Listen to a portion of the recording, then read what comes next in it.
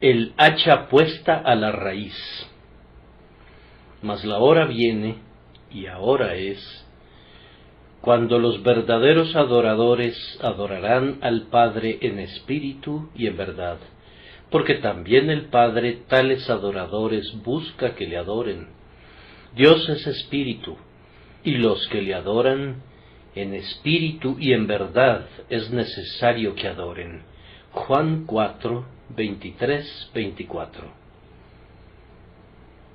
La conciencia de la mujer fue despertada por la descripción que le hizo Cristo de su pecado. Él estaba tocando unos temas de una trascendental importancia, y el depravado corazón de la mujer evadía naturalmente la lanceta. Huía de la verdad que se estaba volviendo inconvenientemente personal, para parapetarse en ese refugio natural de la mente carnal, es decir, en el discurso religioso sobre puntos de una observancia externa. En vez de confesar su pecado y preguntar cómo podía ser perdonado, siente la necesidad de decir: nuestros padres adoraron en este monte, y vosotros decís que en Jerusalén es el lugar donde se debe adorar. Al corazón carnal le horroriza el contacto con la verdad espiritual y encuentra una manera sumamente conveniente de evitarlo, recurriendo a preguntas sobre santos lugares, santos tiempos y santas costumbres. Jesús, para sorpresa de ella, le informa que la pregunta que había formulado era tan sólo de una importancia temporal. Hubo un tiempo cuando estaba bien saber que la salvación venía de los judíos y que el templo rival de los samaritanos era una impostura, pero él le dice en efecto: mujer, créeme que esa pregunta no tiene ninguna importancia ahora, pues la hora viene, y ahora es, cuando lo externo habrá de ser abolido y lo ritualista habrá de ser suprimido, y una adoración más pura y más sencilla y más espiritual habrá de tomar su lugar.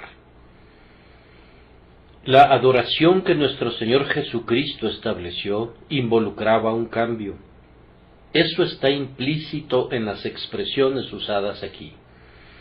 Él le anunció que acababa de llegar la hora cuando todas las preguntas en cuanto a este o a aquel lugar debían cesar y debían ser reemplazadas por la adoración espiritual.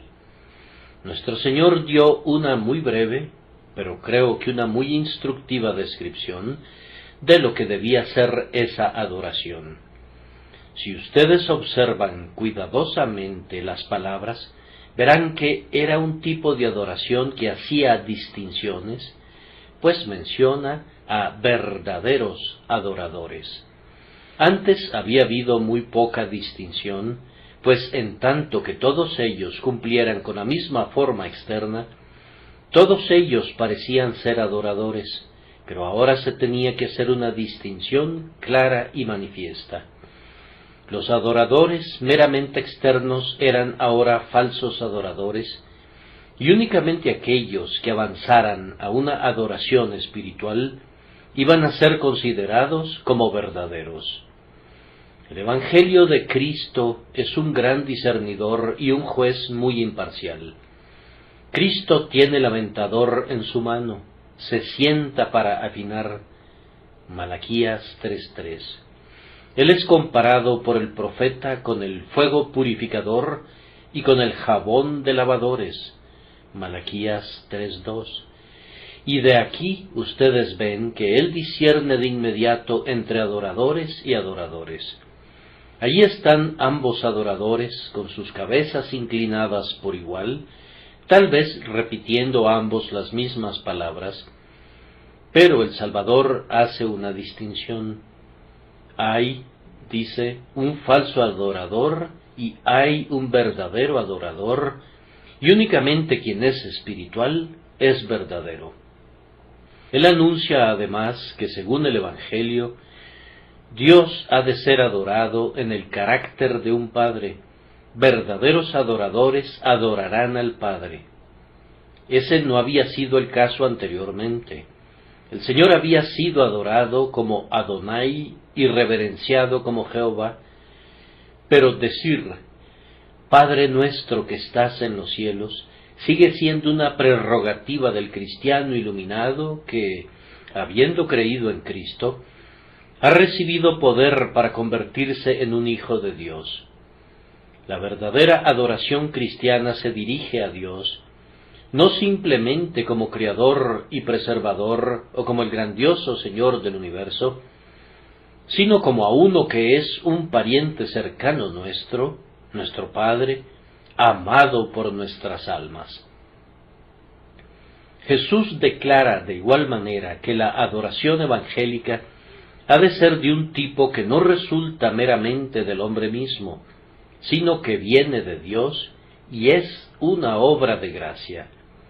Esto está implícito en la frase, el Padre tales adoradores busca que le adoren, como si ninguna adoración verdadera pudiera provenir del hombre a menos que Dios la buscara. La verdadera devoción bajo la dispensación cristiana no es meramente humana, sino es también divina. Es la obra del Espíritu en el alma que regresa a su autor, o como lo expresa nuestro himno, la oración es el aliento de Dios en el hombre que regresa de donde vino. Estos son puntos muy serios que trazan una amplia línea distintiva entre la adoración viva de los elegidos de Dios y la yerta adoración formal del mundo que está bajo el maligno. Además, el Salvador continúa diciendo que quienes adoran a Dios han de adorarle en espíritu. Ya no han de adorarle más con el sacrificio visible de un cordero, sino confiando interiormente en aquel que es el Cordero de la Pascua de Dios. Ya no han de adorarle más con la sangre rociada de machos cabríos, sino confiando de corazón en la sangre que por muchos fue derramada una vez. Ya no han de adorar a Dios con efod, pectoral y mitra, sino con un alma postrada, con una fe enaltecida, y ya no más con las facultades del cuerpo, sino con las del espíritu. Los que adoramos a Dios bajo la dispensación cristiana, no debemos imaginar que el ejercicio corporal en la adoración aproveche de algo, que las genuflexiones y las contorsiones sean de algún valor, sino que la adoración aceptable es enteramente mental, interior y espiritual. Pero para que no nos quede la impresión de una omisión en la descripción, agrega, en espíritu y en verdad es necesario que adoren, pues si bien debemos profesar adorar a Dios solamente con el espíritu, despreciando así las formas, con todo, a menos que el alma ame verdaderamente y adore realmente y se postre sinceramente, nuestra adoración sería tan inaceptable como si fuera formal y externa. Vean entonces, hermanos, que poniendo las tres cosas juntas, la adoración bajo la dispensación cristiana que Dios ordena y que acepta por medio de Cristo Jesús, es una adoración que se distingue de la adoración exterior de la mente carnal por una vitalidad interior. Es la adoración de un hijo hacia su padre que siente en su interior un parentesco con lo divino.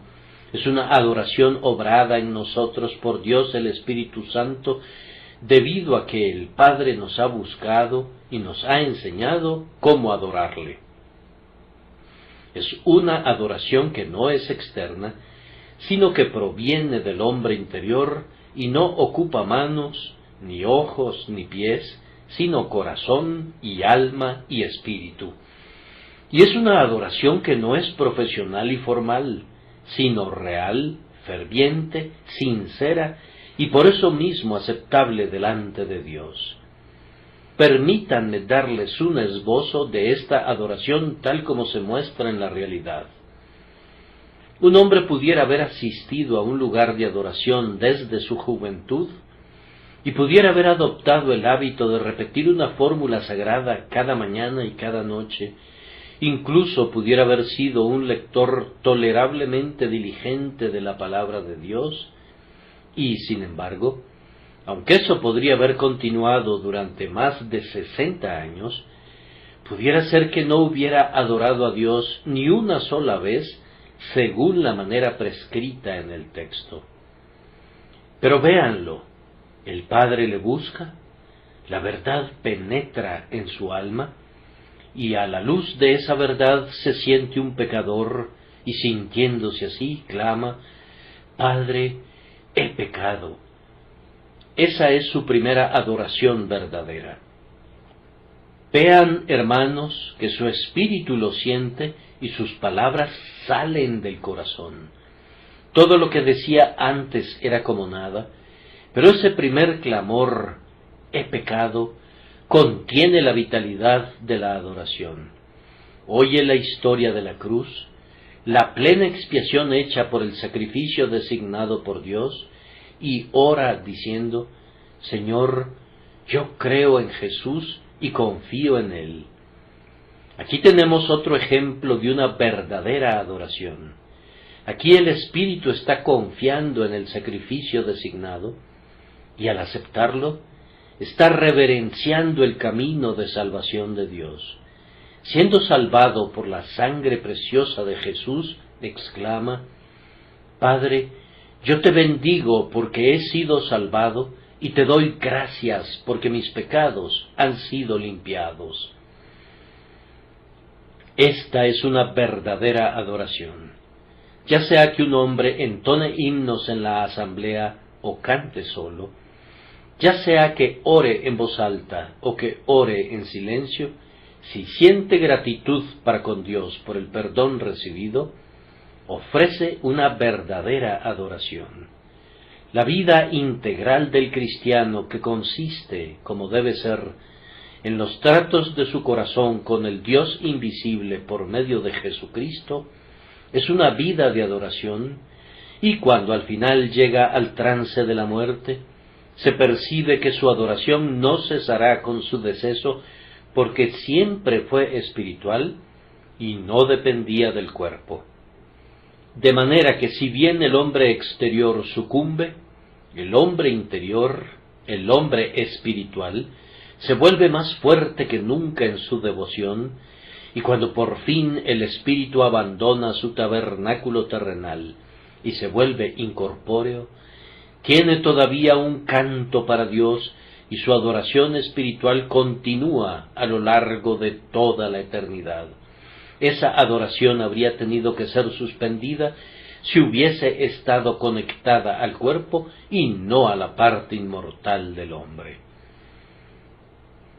Si entiendo las palabras del Salvador, y espero hacerlo no sólo teóricamente, sino prácticamente, Él quiere decir que aquellos de nosotros que somos sus verdaderos adoradores, tenemos que adorarle con nuestra mejor parte, con nuestra parte más noble, y nuestra alma, con todo el poder que tenga, debe rendir reverencia al Dios invisible. Hermanos, este es el tipo de adoración que los hombres no quieren rendir a Dios. Ellos le rendirán cualquier otra forma de adoración, menos esa, y mientras la gracia divinamente eficaz no obre tal adoración en el corazón del hombre, resulta odiosa para él. El hombre quiere adorar a Dios con ornamentos, incienso, flores y pendones, pero no accederá a adorarle en espíritu y en verdad. Voy a proceder a mi labor dando una breve reseña de la historia de la adoración, en conexión con la doctrina de que ahora hemos de adorar más manifiestamente que nunca en espíritu y en verdad. Partiendo de la Escritura, pareciera que la adoración antes del diluvio era de una forma sumamente sencilla. Las ordenanzas externas eran muy pocas.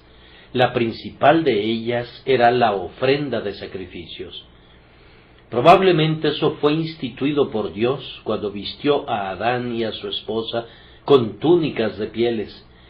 Se ha pensado que fue entonces cuando les indicó la matanza de animales para los sacrificios. Cierto es que la primera adoración del hombre caído fue mediante un sacrificio.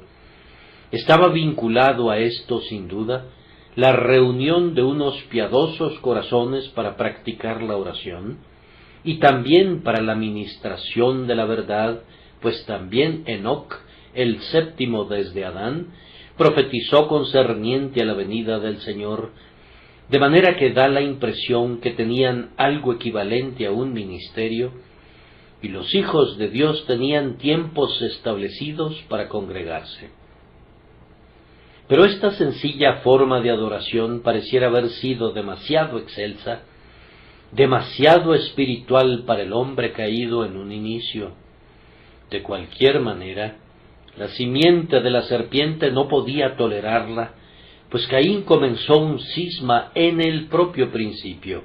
En vez de presentar un sacrificio cruento, quiso presentar un sacrificio de los frutos de la tierra.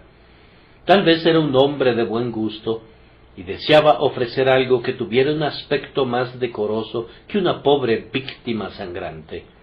Quería poner esas ricas uvas, esos frutos maduros sobre el altar, y seguramente podría consagrar esas bellas flores que enjollaban el seno de la tierra. De cualquier manera, fue el primer hombre que erigió el gusto y el yo como los guías en adoración religiosa, pero Dios no miró con agrado su sacrificio. Los dos estuvieron de pie junto a sus altares. Abel, por fe, practicando una adoración espiritual, ofreció un sacrificio más aceptable que Caín. La ofrenda de Caín posiblemente tuviera un aspecto más hermoso, pero era el producto de su propia invención.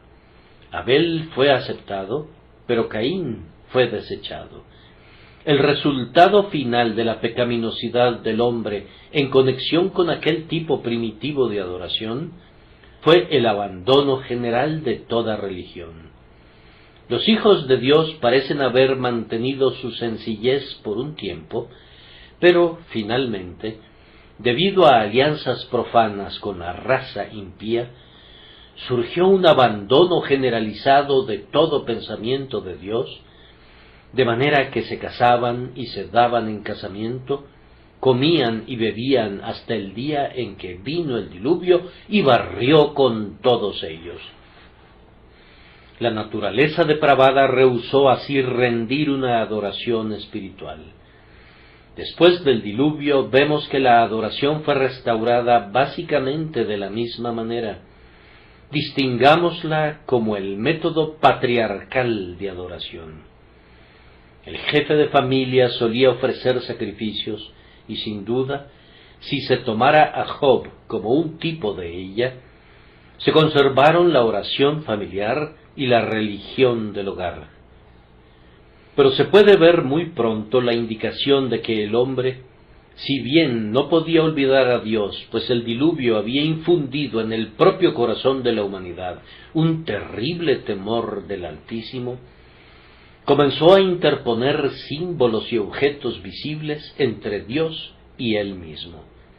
El uso de los terafines se volvió muy común, de manera que aún en los hogares de los ancestros de Abraham se encontraban terafines, y cuando llegamos al tiempo de Jacob, vemos a una de sus esposas robando las imágenes de su padre, demostrando así que Labán, un miembro de una familia que una vez temió a Dios, se había vuelto un adorador de Dios por medio de imágenes. Esto ocurría en medio de los que todavía tenían algún conocimiento de Dios. Pero habiendo sido dispersadas las naciones, pronto perdieron la pura idea del invisible y adoraron a dioses de su propia invención. Por las plagas de Egipto, que sin duda tenían la intención de ser un golpe en contra de todos los dioses de Egipto, descubrimos que, en adición a la adoración del becerro o del toro, Los egipcios rendían una reverencia religiosa a las moscas, al río Nilo, a los elementos, a los escarabajos y a todo tipo de criaturas, y a través de todo el mundo, como regla general, debido a la introducción de símbolos visibles del ser invisible, el propio Señor había sido olvidado y la adoración espiritual casi había cesado, excepto en un hogar escogido, y aún allí, ¡ay!, cómo había decaído la espiritualidad. Siguiendo con la línea de la gracia, vamos a introducirlos ahora a la forma ceremonial de adoración que Dios instituyó después que el método más espiritual había fallado por completo. Vio que los hijos de Israel, a quienes él amaba, no eran más que una turba de esclavos. Sus espíritus habían sido doblegados por una amarga esclavitud. Igual que la pobre raza africana del presente día, parecían incapaces en su conjunto de elevarse de una vez a la dignidad mental, y necesitaban que transcurrieran 1 o 2 generaciones más antes de que pudieran alcanzar, como nación, un gobierno autónomo y maduro.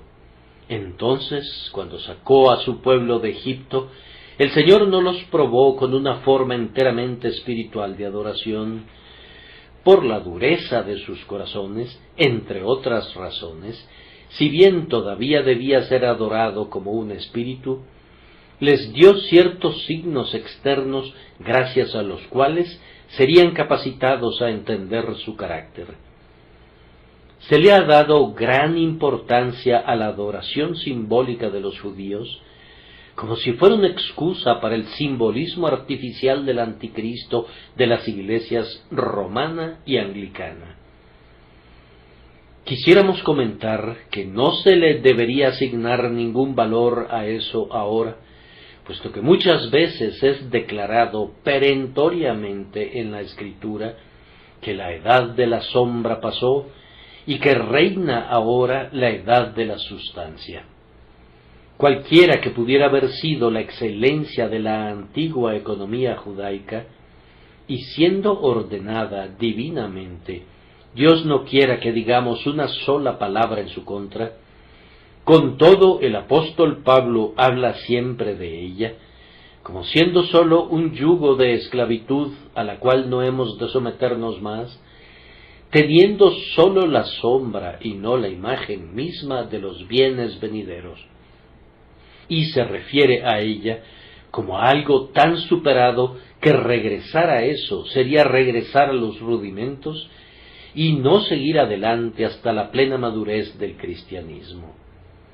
Aunque no hubiese ningún otro pasaje, mi texto bastaría para mostrar que el ceremonialismo de los judíos no es ninguna excusa en absoluto para el ceremonialismo de ahora, sino que tenemos que oponernos a eso, oyendo que el Salvador declara que sin importar lo que pudiera haber sido antes de su tiempo, había venido la hora cuando el verdadero adorador debe adorar al Padre en espíritu y en verdad.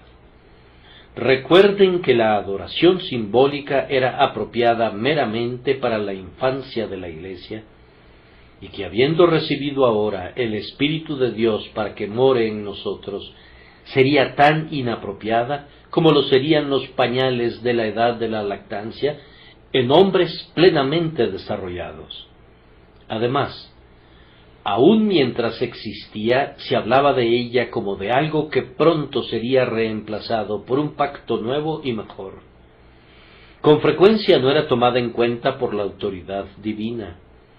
Aunque Elías no era para nada de la casa de Leví, ofrecía sacrificios, y conforme surgían un profeta tras otro, manifestaban y declaraban por sus acciones que Dios no tenía la intención de dar un peso indiviso a la forma levítica de adoración, sino que cuando Él derramaba su espíritu sobre varones especiales, ellos debían crear una ruptura en todas las regulaciones rituales, con el objeto de mostrar que no tenían la intención de ser fijas y permanentes.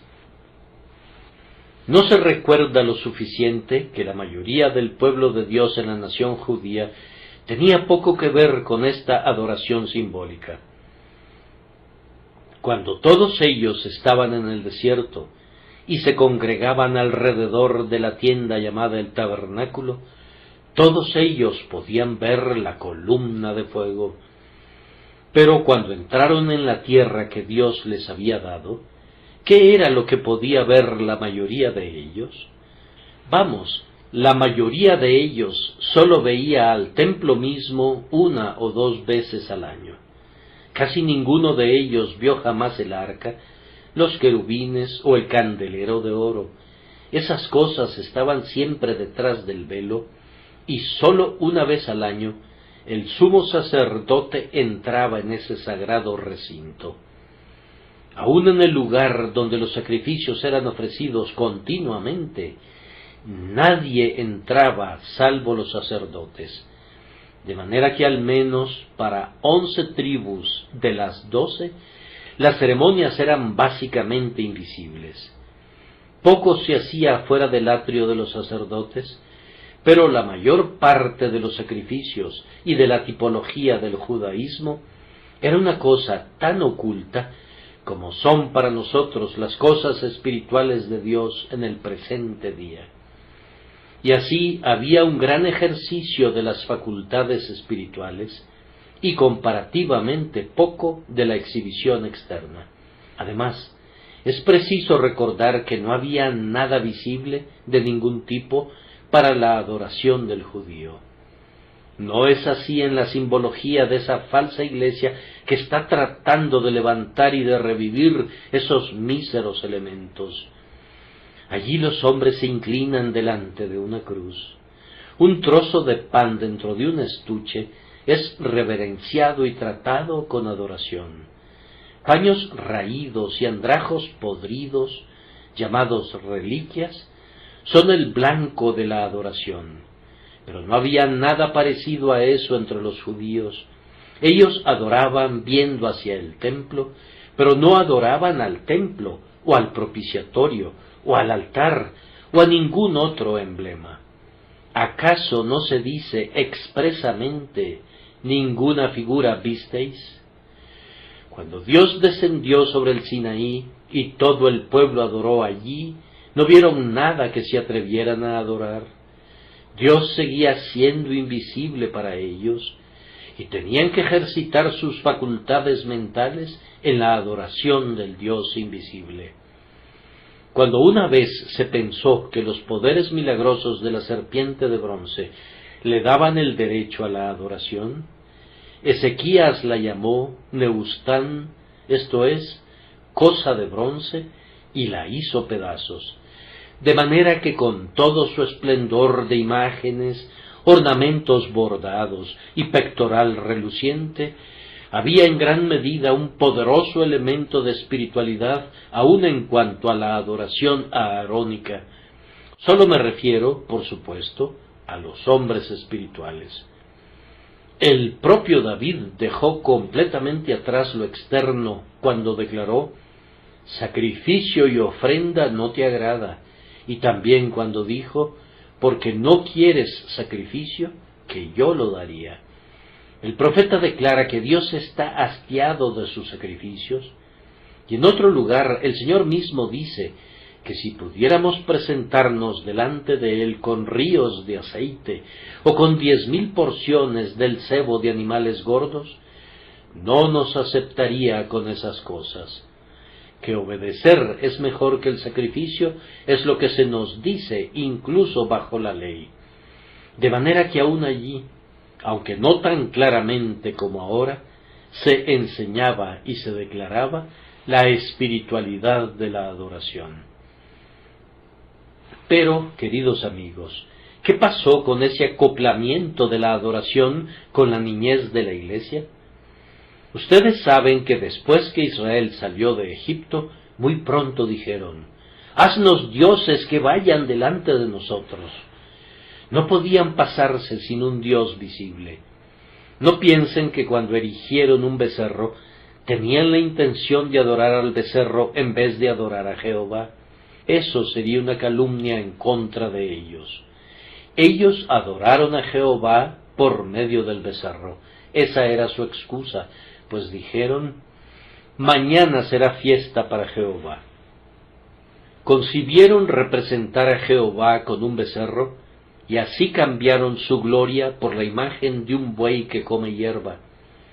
Aunque fueron severamente reprendidos, el pecado constante de Israel fue desear adorar a Dios bajo el favorito emblema egipcio del becerro.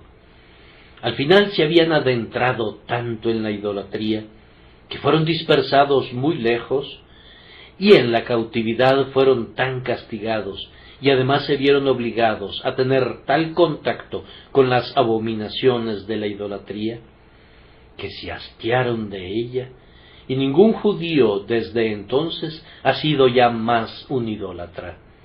Aun así, no querían rendir una adoración espiritual, y por tanto cayeron en un rígido ritualismo, reverenciando la mera letra de la ley, y peleando sobre nimios refinamientos con respecto a regulaciones y observancias, de manera que en el día de Cristo ensanchaban sus filacterias y extendían los flecos de sus mantos, pero olvidaron al grandioso Espíritu, que ha de ser adorado en espíritu y en verdad.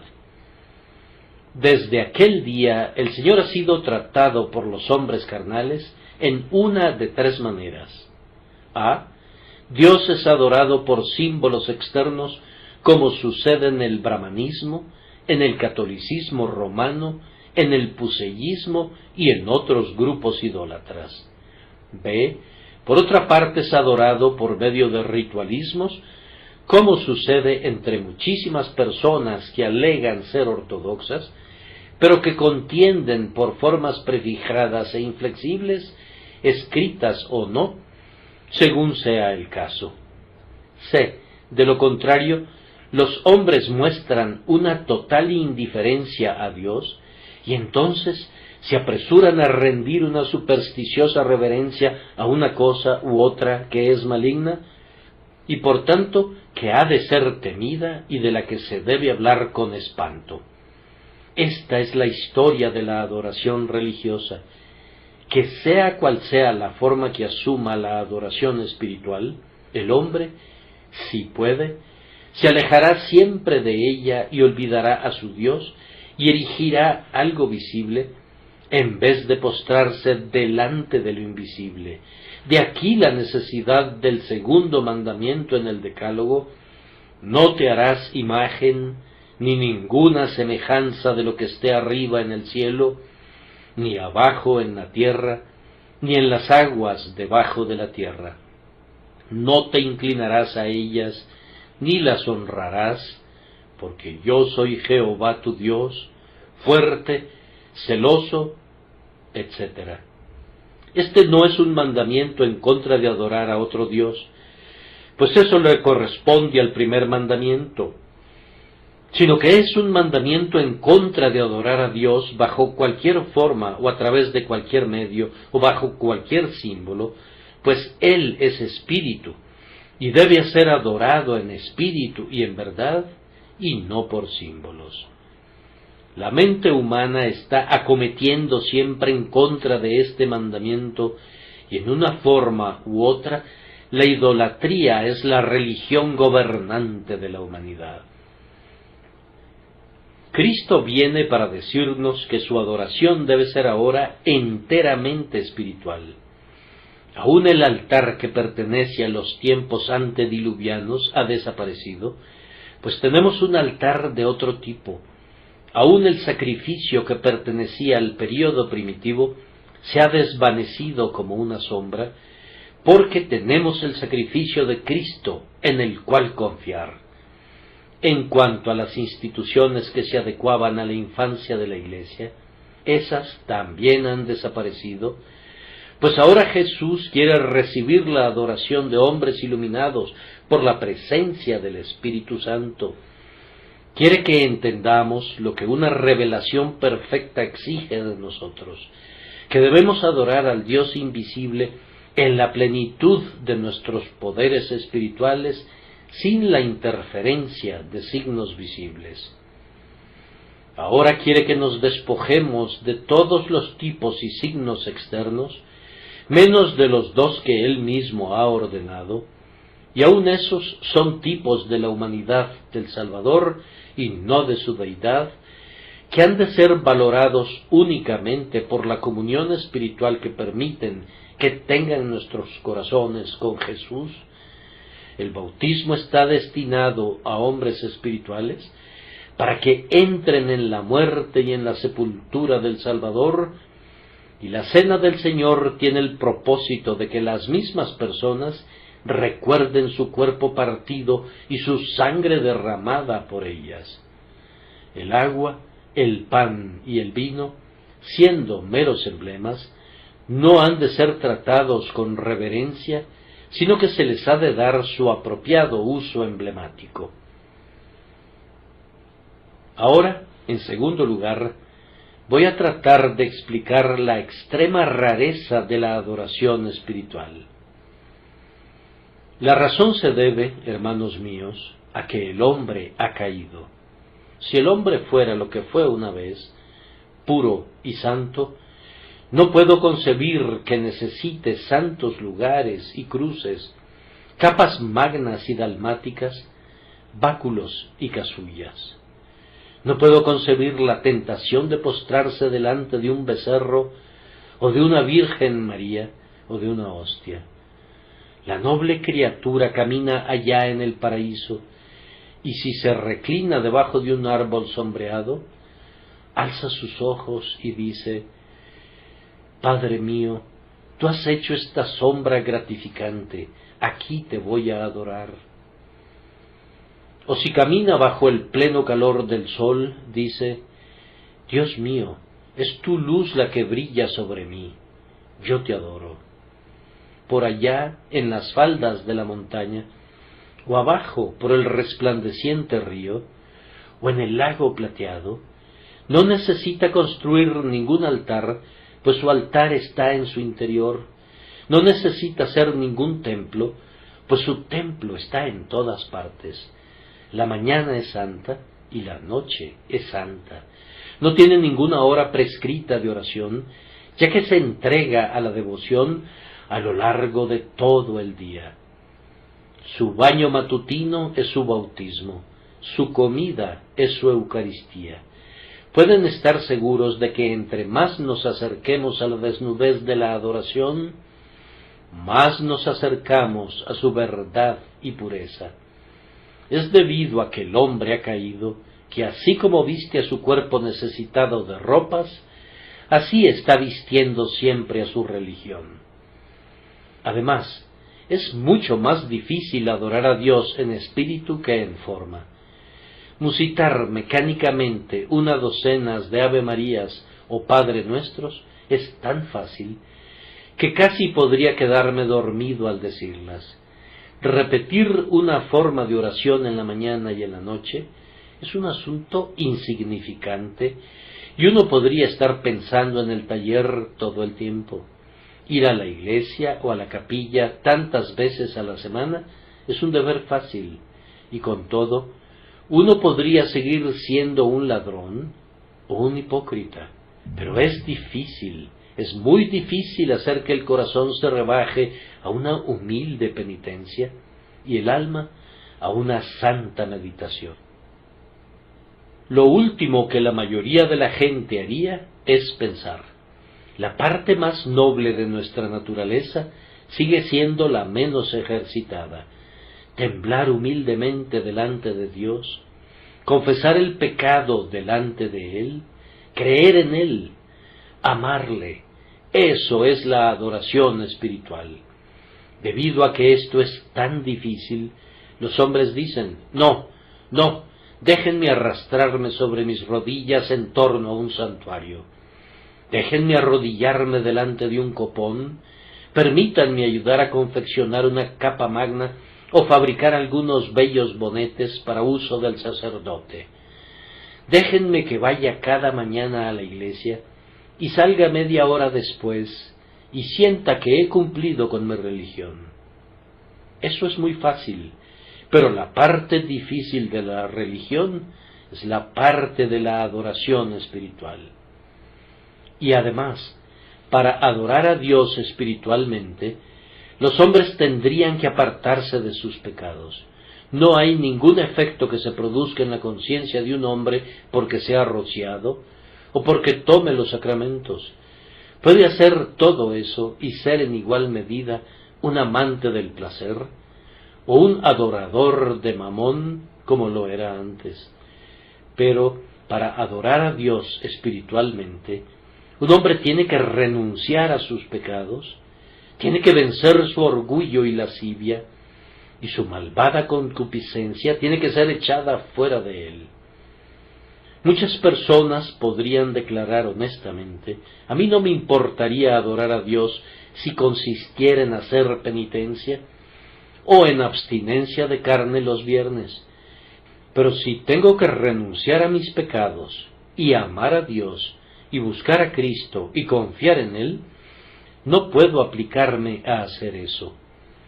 Además, el hombre en general, de alguna manera, no puede meterse en la cabeza la idea de esta adoración espiritual. Oh, ¿cuántas veces he intentado predicar la adoración espiritual aquí? Y sin embargo, estoy consciente de que cuando lo intento, no logro interesar a muchos de ustedes, y algunos piensan: si sólo nos diera más metáforas, más anécdotas, y así sucesivamente. Les digo que haré eso, pues yo creo que debemos hablar en parábolas, pero algunas veces no sé cómo revestir estas cosas espirituales sin hacer que miren al revestimiento en vez de mirar al espíritu. No es su adoración a Dios con palabras en himnos y oraciones, ni es sentarse en un cierto lugar o cubrir sus rostros en ciertos momentos lo que es aceptable a Él. La verdadera adoración consiste en que su corazón le rinda reverencia, en que su alma le obedezca y en que su naturaleza interior llegue a ser conforme a su propia naturaleza por la palabra de su espíritu en el alma. Y debido a que los hombres difícilmente pueden entender esto, mientras el Espíritu Santo no se los conceda, esta es una razón por la que es tan rara, tan sobremanera rara. Hay otra razón, queridos amigos, por la que la adoración espiritual es inusual, y es porque el hombre no puede traficar con la religión espiritual. El sacerdote está sumamente indignado. Oh, dice él, espiritual, espiritual, vamos, van a prescindir de mí uno de estos días. Espiritual, vamos, si le dices a esas personas que todo lugar es santo y que no hay lugares santos, y que un creyente es tan sacerdote como cualquier otro, y que la oración es tan aceptable en el hogar como lo es en un lugar en particular, vamos, dice él, ese es mi fin. Sí, amigo, es tu fin, y entre más pronto venga, mejor será para el mundo, pues de todas las maldiciones que han caído jamás sobre la raza humana, el sacerdocio es la peor. Sus reclamos son una impostura, y sus acciones están llenas de engaño. En la época de brujas y fantasmas, el sacerdocio podía ser tolerado, pero aquel que ahora se erige como un sacerdote es un perjuicio común equiparable a un adivino. Nada ha sido comparable a esa pesadilla para el intelecto humano. Nada se ha sentado como el viejo Simbad el marino sobre el lomo de la humanidad, como las pretensiones del sacerdocio. Dios no quiera que el cristianismo endose esa mentira ni siquiera por un instante. Cristo ha derribado todo eso. Cristo dice: todos vosotros sois hermanos, y dice con respecto al cuerpo entero de sus elegidos: vosotros sois real sacerdocio. En cuanto a todos los santos, la Escritura declara: Vosotros sois clero de Dios, pues esa es la palabra griega en el pasaje, vosotros sois la herencia de Dios. No conocemos la división entre clérigos y laicos, no sabemos absolutamente nada ahora acerca de un sacerdocio y de gente común, pues ustedes son hechos sacerdotes y reyes para Dios, para ofrecer un sacrificio espiritual, santo y aceptable a Dios, por Jesucristo. Pasando de ese punto, un tercer tema es este. ¿Por qué ha de rendirse una tal adoración? ¿Por qué no ordenó Dios la adoración por molinos de viento como en el Tíbet? ¿Por qué no ha escogido ser adorado por hombres especiales vestidos de púrpura y lino fino, actuando piadosamente como en las iglesias de Roma e Inglaterra? ¿Por qué no? Él da dos razones que deberían bastarnos. La primera es que Él mismo busca la adoración espiritual. Es su propio deseo que la adoración sea espiritual. Y en segundo lugar, Él mismo es espíritu y ha de ser adorado espiritualmente. Cualquiera que sea el tipo de adoración que el grandioso soberano desee, debe recibirla, y sería impertinencia de mi parte si yo le dijera, no, esa no, sino esta. Es cierto que puedo decir, yo soy muy sincero en todo esto, muy denodado en esto. Se adecúa a mi gusto, hay una belleza contenida en eso, provoca ciertas emociones que considero que son devotas. ¿Qué es todo eso sino decir, grandioso Dios, tú has escogido tal y tal manera de ser adorado, pero yo no voy a adorarte de esa manera? No equivale a decir, en efecto, no te voy a adorar del todo, pues la adoración, para que sea adoración, ¿acaso no ha de ser la que la persona adorada acepte? Inventar nuestras propias formas de adoración es insultar a Dios, y cada misa que es ofrecida sobre un altar de la Iglesia Católica es un insulto al cielo y una blasfemia contra Dios, que es Espíritu. Siempre que es ofrecida a Dios cualquier forma de adoración mediante una procesión, una celebración o ceremonias de la invención del hombre, es ofrecida en desafío a esta palabra de Cristo y no puede ser aceptada y no lo será. Sin importar cuán fervorosas pudieran ser las personas, han violado el canon imperativo de la palabra de Dios y al pelear por las tradiciones han ido en contra del eterno precepto que establece que Dios, como espíritu, debe ser adorado en espíritu y en verdad. La segunda razón dada es que Dios es espíritu. Si Dios fuese material, sería correcto adorarle con sustancias materiales. Si Dios fuera semejante a nosotros, pudiera ser bueno que ofreciéramos un sacrificio afín a la humanidad, pero siendo como es, un espíritu puro tiene que ser adorado en espíritu.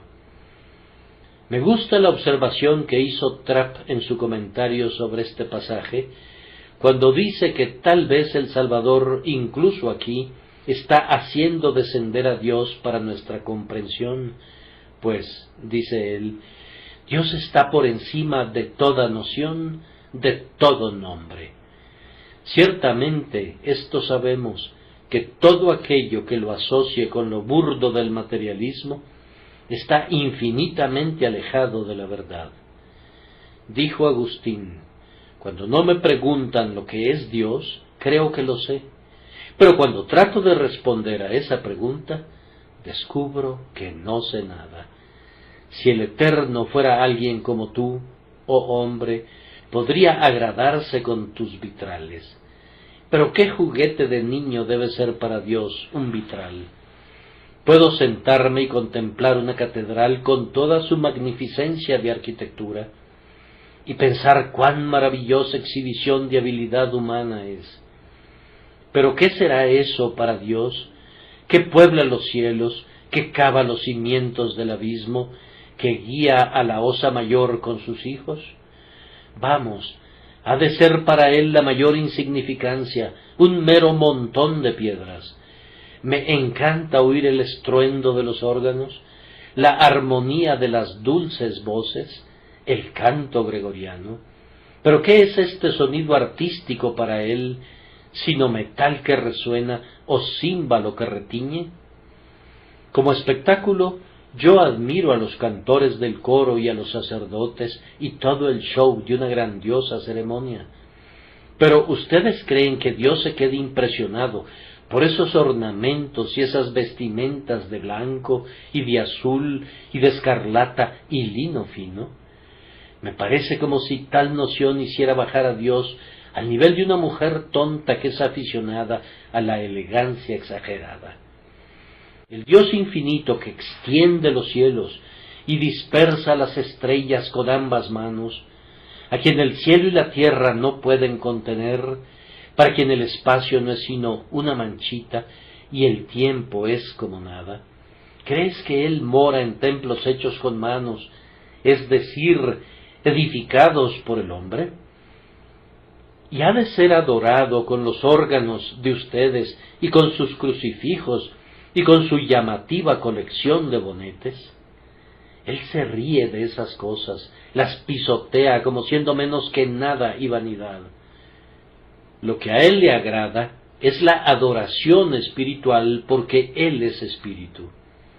Hermanos míos, si pudieran juntar una procesión de mundos, si pudieran hacer que las estrellas caminaran a lo largo de las calles de alguna grande y nueva Jerusalén, vestidas con sus más brillantes ropas, si en vez de los cantos de unos cuantos muchachos u hombres pudieran captar los sonetos de las eternas edades, si en vez de unos cuantos hombres que oficien como sacerdotes pudieran alistar al tiempo y a la eternidad, al cielo y a la tierra, para que constituyeran el sacerdocio, con todo eso sería para él tan solo como un grupo de saltamontes, y él tomaría todo eso como una cosita muy pequeña.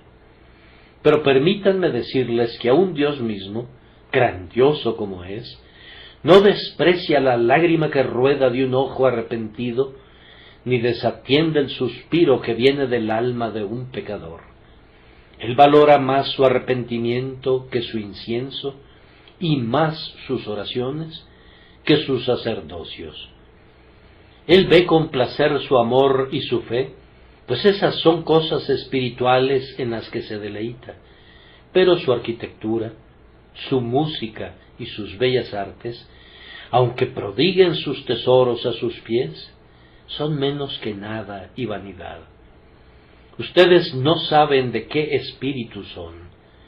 Si piensan adorar a mi Dios con todas esas invenciones del hombre, sueñan como necios. Siento arder dentro de mí el viejo espíritu iconoclasta. Ojalá tuviéramos ahora hombres como Knox o Lutero, quienes con santa indignación harían pedazos esas malvadas burlas en contra del Altísimo, contra las que nuestra alma siente una santa indignación cuando pensamos en su excelsitud y en esas indignas cosas con las que los hombres degradan su nombre. ¿Qué, pues? ¿Cuál es el significado práctico de esto? Pues dos cosas. La primera es, mis queridos hermanos y hermanas, y me refiero a ustedes que han aprendido a adorar a Dios en espíritu y en verdad, que han superado los míseros elementos de lo externo y que pueden adorarle en espíritu y en verdad. ¿Qué pues?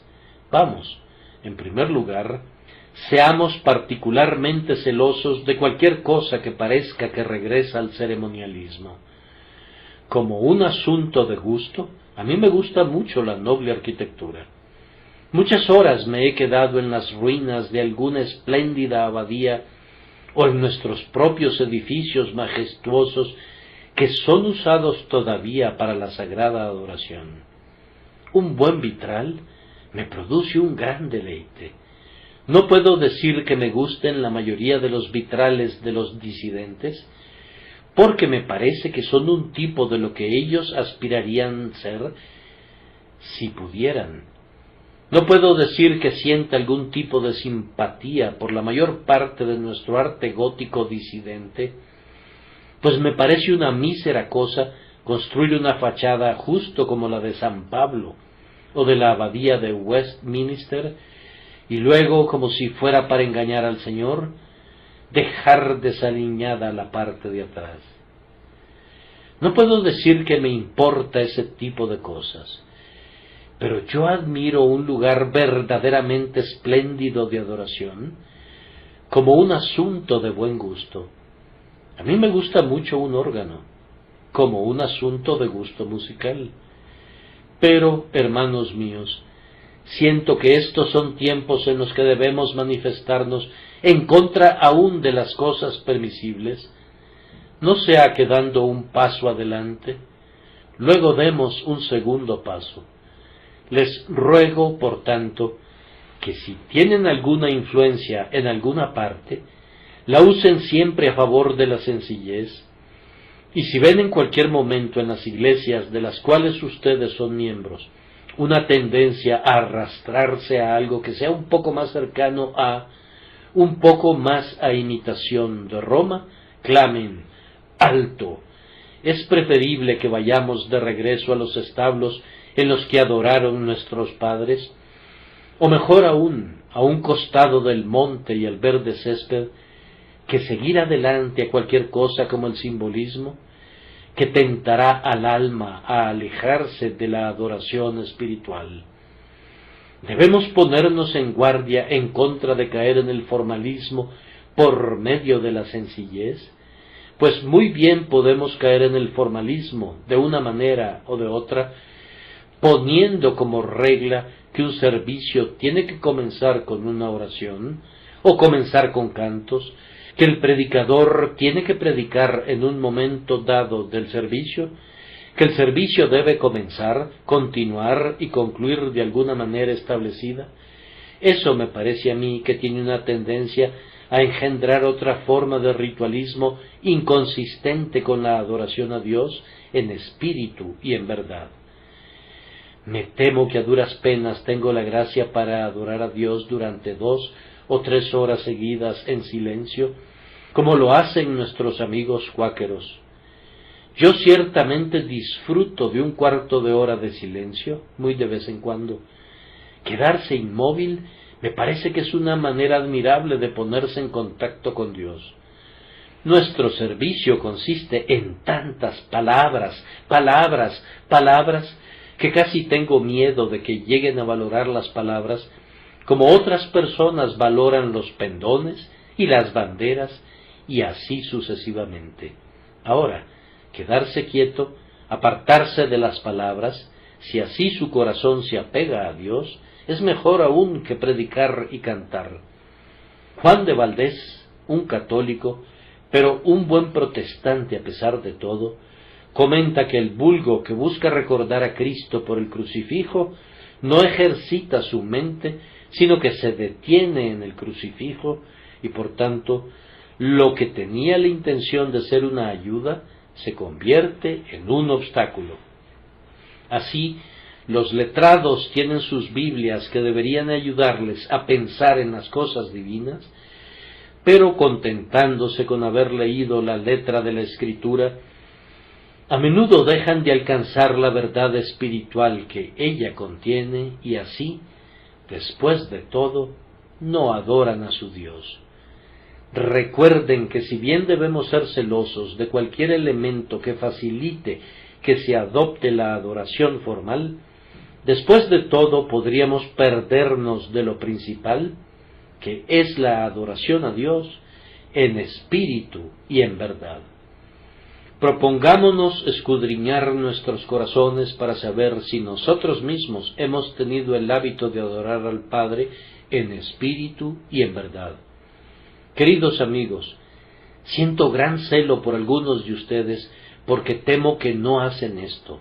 Si sucede que el predicador está lejos, no se sienten en una disposición tan buena.